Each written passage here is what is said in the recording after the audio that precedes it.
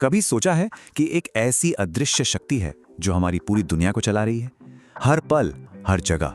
हम उसे देख नहीं सकते, पर सच तो यह है कि उसके बिना हमारी मॉडर्न जिंदगी शायद थम जाएगी। ये कोई जादू नहीं, ये है चुंबकत्व, हमारी टेक्नोलॉजी की असली धड़कन। ये फोर्स हमें कहाँ दिखती है? अरे भाई, छोटे से खिलौने से लेकर बड़ी बड़ी फैक्ट्रियों की मशीनों तक, हर घूमने वाली चीज के पीछे यही चुंबकीय शक्ति काम कर रही है। और जो बिजली हमारे घरों में दौड़ रही है, जिससे ये सब रोशन है, उसे पैदा करने वाली भी पता है कौन है? यही अदृश्य शक्ति। और बात सिर्फ बिजली पैदा करने की नहीं है, उस बिजली को पावर प्लांट से हमारे घरों तक सेफली पहुंचाने का जो पूरा सिस्टम है, वो भी इसी शक्ति के दम पर चलता है। तो आज हम इसी अदृश्य दुनिया की गहराई में उतरने वाले हैं।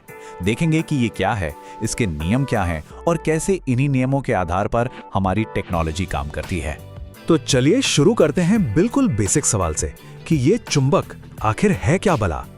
मतलब इसे ऐसे समझिए, चुंबक अपने चारों ओर एक तरह का, कह सकते हैं, एक असर का दायरा बना लेता है। इस दायरे में लोहा, निकल या कोबाल्ट जैसी कोई चीज आती है तो वो उसकी तरफ खींची चली आती है। बस यही इसका सबसे बेसिक काम है। ठीक है, तो ये तो पता चल गया कि चुंबक क्या है, पर सवाल ये है कि ये काम कैसे करता है। इसके कुछ बहुत ही सीधे साधे नियम हैं जो कभी नहीं बदलते। इसका सबसे पहला, सबसे बुनियादी नियम, और शायद सबसे जरूरी भी, वो ये है कि ऑपोजिट्स अट्रैक्ट।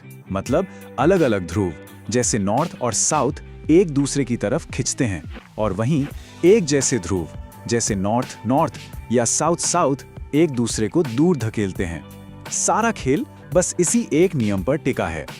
अब एक और बड़ी मजेदार बात है, चुंबकीय पोल्स जो है ना, वो हमेशा जोड़ी में रहते हैं। आप उन्हें अकेला नहीं कर सकते। एक चुंबक को अगर बीच से तोड़ भी दें तो ऐसा नहीं होगा कि नॉर्थ एक तरफ रह जाए और साउथ दूसरी तरफ। नहीं, हर टुकड़ा अपने आप में एक पूरा चुंबक बन जाएगा जिसका अपना नॉर्थ और साउथ पोल होगा। और हाँ, इसके दो और बड़े काम के गुण हैं। पहला तो ये कि अगर एक चुंबक को आजादी से लटका दिया जाए तो वो हमेशा घूमकर उत्तर दक्षिण दिशा की तरफ ही इशारा करेगा। हमारा कंपास इसी सिद्धांत पर काम करता है। और दूसरा ये कि चुंबक की सबसे ज्यादा ताकत उसके कोनों पर, यानी उसके पोल्स पर होती है।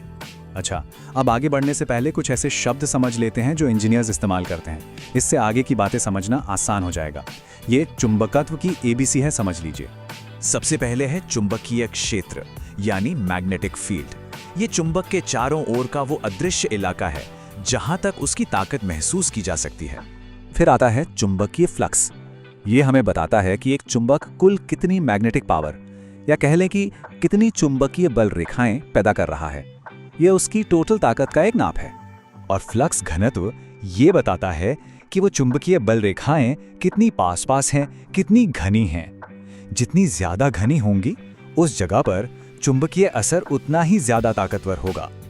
और आखिर में है एमएमएफ। इसे आप ऐसे समझिए, ये वो धक्का है जो मैग्नेटिक फ्लक्स को पैदा करता है, बिल्कुल वैसे ही जैसे बिजली में वोल्टेज करंट को धक्का देता है। ये मैग्नेटिज्म का वोल्टेज है। तो हमने चुंबक और उसके फील्ड को तो समझ लिया, पर क्या हर चीज पर इसका असर एक जैसा होता है? नहीं, बिल्कुल नहीं। चलिए देखते हैं कि अलग अलग पदार्थ चुंबक के साथ कैसा बर्ताव करते हैं। मोटे तौर पर हम पदार्थों को 3 हिस्सों में बांट सकते हैं। पहले हैं फेरोमैग्नेटिक, जैसे लोहा, जो चुंबक की तरफ बहुत जोर से खींचते हैं। दूसरे हैं पैरामैग्नेटिक, जैसे एल्यूमिनियम, जो खींचते तो हैं पर बहुत हल्का सा। और तीसरे हैं डायामैग्नेटिक, जैसे तांबा, जो उल्टा चुंबक से थोड़ा सा दूर हटते हैं। इंजीनियरिंग में ये जानना जरूरी है कि कौन सा मटेरियल कहाँ इस्तेमाल करना है। तो अब तक हमने जो भी सिद्धांत समझे हैं, अब देखते हैं कि असल दुनिया में ये सब मिलकर कैसे जादू करते हैं। यादें हमने शुरू में बात की थी इलेक्ट्रिक मोटर्स, जनरेटर्स, ट्रांसफॉर्मर्स की। ये सारी शानदार मशीनें असल में उन्हीं बेसिक नियमों पर चलती हैं जिन्हें हमने अभी अभी समझा है। आकर्षण, विकर्षण, चुंबकीय क्षेत्र, बस इन्हीं चीजों का इस्तेमाल करके ये सारी टेक्नोलॉजी बनाई गई है।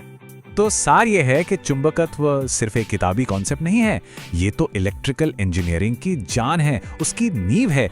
इसके बिना हमारी आज की दुनिया की कल्पना भी नहीं की जा सकती। सोचिए, हमने एक ऐसी ताकत को काबू में किया है जिसे हम देख भी नहीं सकते, और उससे अपनी पूरी मॉडर्न दुनिया बना डाली। पर यह कहानी यहीं खत्म नहीं होती। सवाल यह है कि आगे क्या? इस अदृश्य शक्ति का इस्तेमाल करके हम भविष्य में और क्या-क्या बना सकते हैं? सोचने वाली बात है ना?